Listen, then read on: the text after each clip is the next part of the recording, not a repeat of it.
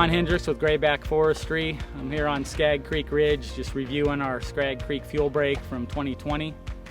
This was a fuel break put in as a collaborative effort between the U.S. Forest Service, IVCDO, and Grayback Forestry, pre-positioning fuel breaks in the community to plan for catastrophic wildfire. This specific fuel break connected to a bunch of private properties we did 3-4 years ago, about 150 acres of those with a community assistance grant. On September 8th, the Slater fire began near Happy Camp, California, under extreme red flag warnings, 100-degree temperatures, 50-mile-an-hour east winds, relative humidities in the single digits.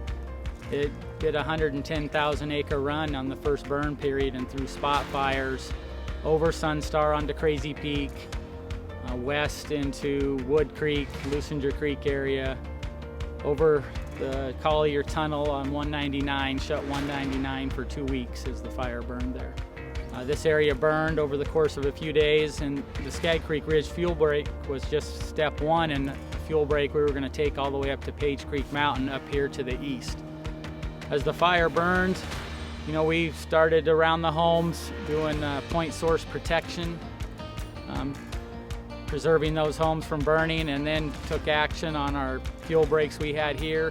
And we had a secondary plan that was going to be in 2021 or 22 that was going to take it from the eastern end of the Skag Creek Ridge fuel break up to Page Mountain Loop Road, which was going to tie all the way in from Takilma Road to the ridge and have a fuel break.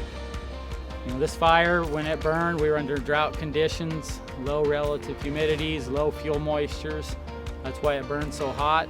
One thing this Ridge fuel break did do is kept fire on the ground somewhat, so when it came through down below to the west here, it left the larger trees intact and green. And one of the advantages of working this fuel break and fighting the fire at the same time in the area was knowing the area, knowing the past fuel breaks we had done and the work in the community, knowing where we were going in the coming years to put other fuel breaks in, and just being able to be present and understand the lay of the land allowed us to stop the fire at this location. So out of the 30 acres of the Skag Creek Ridge Fuels project, there was a couple acres of piles that were unburned down near the bottom. That's where our hand line connects to private properties. It goes down to Takilma Road. We will be back here this spring just to take care of those couple acres of piles, get them burned up, and this area will be a fuel break for a few years, but we can't forget about it. There's going to be a lot of rehabilitation work in the Slater fire, but in 3 to 5 years this area could burn again, and we just need to maintain these fuel breaks that have been put in.